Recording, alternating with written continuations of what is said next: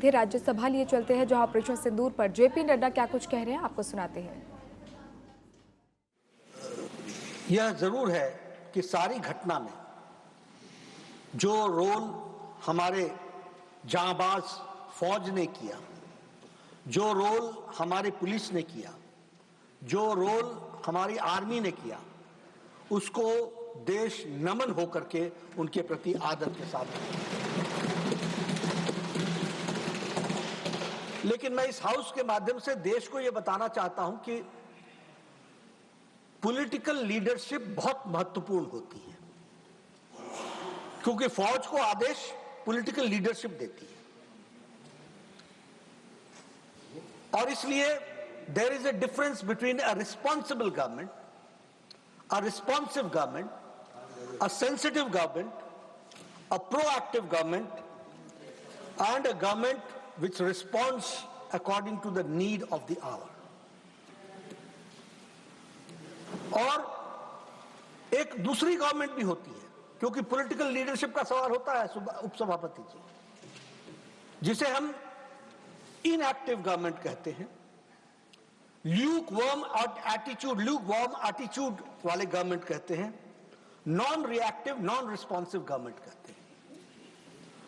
और इस अंतर को समझने के लिए सिर्फ पहलगाम की एक घटना को आइसोलेशन में देखने से शायद हम देश के साथ और इस नैरेटिव के साथ हम अन्याय करेंगे।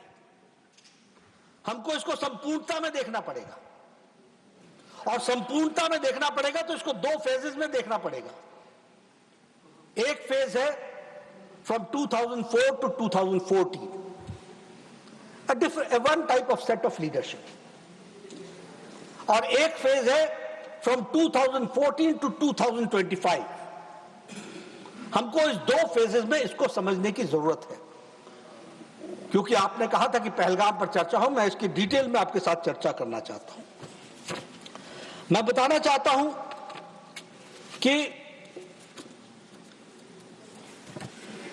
अगर हम बात करें 2004 से 2014, मैं 2014 से 2025 के बारे में बाद में आएंगे, क्योंकि ब्लैक पिक्चर दिखाने से व्हाइट पिक्चर समझ में आती है।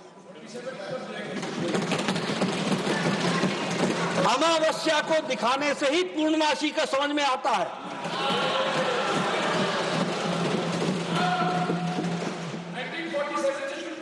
नहीं, मैं एक ही फेज ले रहा हूं, वहां से शुरू करूंगा, वो बहुत तक मुझे कोई आपत्ति नहीं है, लेकिन मैं चाहता हूं कि आप इसी पूर्णमासी को देख लीजिए, वही बहुत है।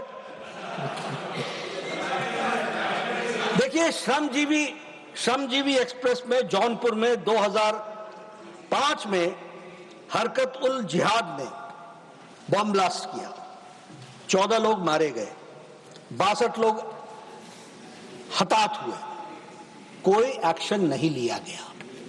No action was taken. Let this be on record. जो लोग हमसे आज पूछ रहे हैं पहलगाम का क्या हुआ, पहलगाम का क्या हुआ, वो पूछने के पहले अपने गिरबान में जरूर झांक करके देखें कि उन्होंने कब क्या किया।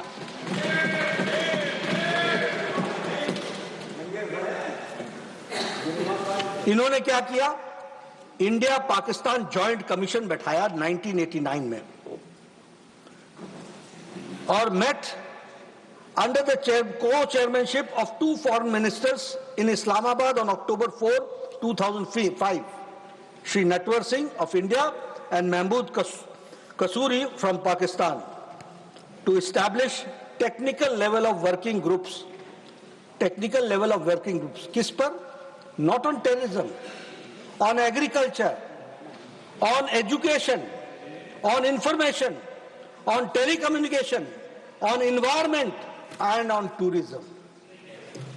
ये है आपका joint action group. This is how you react.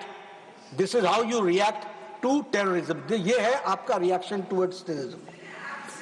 Delhi serial bomb blast, 29th October 2005. Sarojini Nagar, Paharganj, Govindpuri, Delhi करने वाले लश्कर तोयबा के कितने लोग मारे गए? 67। इंजर्ड कितने हुए? 200। और दिवाली के पहले ये बॉम्ब ब्लास्ट हुआ, दिवाली से ठीक पहले। अब आप समझिए, उस समय की कल्पना कीजिए और उस समय की सरकार की इनसेंसिटिविटी को समझिए। No action was taken.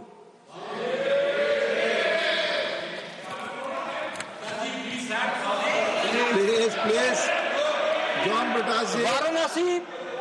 Varanasi bomb blast, March 7, 2006, Sankat Mochan temple, Varanasi cantonment और रेलवे स्टेशन पर अटैक किया हरकत उल जिहाद ने।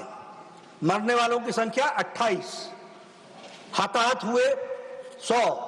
No action was taken.